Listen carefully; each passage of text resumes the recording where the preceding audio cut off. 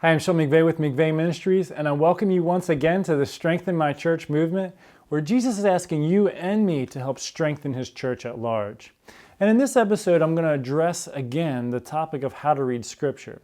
In part one of this, I talked about reading Scripture in the context of the culture in which it was written, and I also cautioned people as far as reading it from their own perspective. Like, we all have experiences and the way that things influence us.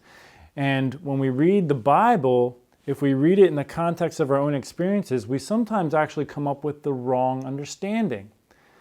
And so those are a couple of the topics I mentioned in the last one. But in this particular episode, I want to address the topic of reading Scripture within the context of the covenants that are portrayed in Scripture. So if we look at a Bible, we see that the two main halves of the Bible are named after testaments, the Old Testament and the New Testament. And the word testament, when we talk about Scripture, is referring to the covenants that God established with humanity. And those covenants were God's way of bringing us to salvation. A covenant is more than a contract. It's a binding relationship between two parties. And the reason why we use the word testament on the title of the Bible, titles of these, instead of the word covenant, is because the testament involved the death of the testator to become enforced. And so when we see God entering into these covenant relationships with man, we see that blood is shed in the binding of these covenants or in the enforcing of these covenants. So when we read Scripture, as you read through the Old Testament or the New Testament, look for this word covenant and look at how God is creating covenant relationships with humanity. Now, as we look at the new covenant established by Jesus, the only time we see Jesus explicitly state what the new covenant is at the Last Supper, when He takes the chalice of His blood and says, "This is the blood of the covenant, which will be shed for the forgiveness of sins. Do this in memory of me." So what that really means is the new covenant that we enter into for our salvation is made in Jesus' own blood that He has given to us to consume, to solidify the covenant. And when He says, "Do this in memory of me," we know that what He's saying is when the priest says the prayers that Jesus gave us at the Last Supper, the priest is saying it on behalf of Jesus. When the priest raises the chalice and says, "This is the blood of the covenant," he's not referring to his own blood, but Jesus' blood, because we're doing it in Jesus' memory. And I want to talk a little bit about, in the context of this, is reading the Bible in the wrong context.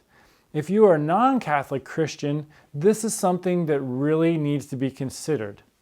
So about 1,500 years after Jesus, 1,500 years, we had the Protestant Reformation. Now, there were problems within the Catholic Church at that time. However, rather than address the religious practices that were off course, the Reformers started to change theology and change the teachings of God. And so what they actually did was kind of create some core teachings to base their beliefs on, one of which is by having faith alone in Jesus Christ is how we are saved.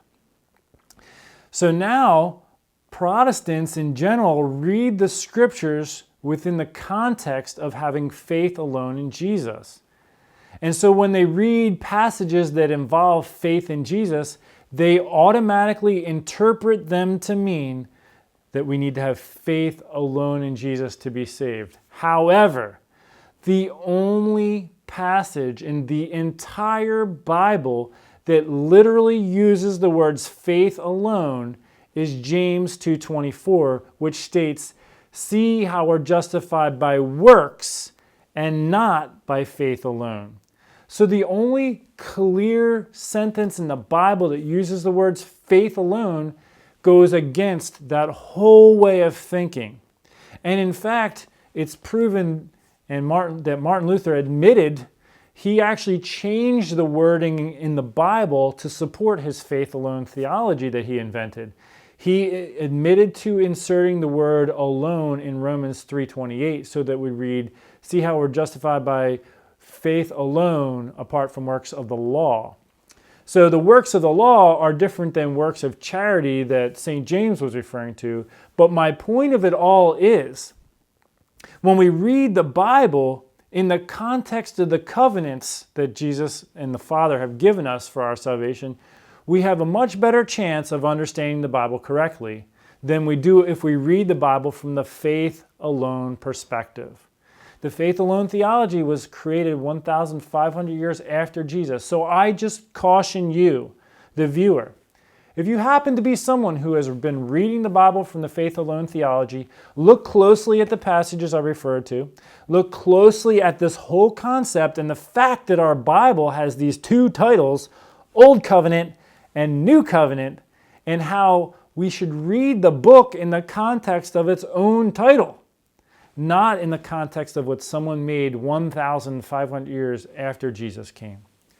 So I encourage you, pray about this, continue to read the Bible in the correct context, and I hope you will continue to join me in these series of videos. Until next time, take care, and God bless.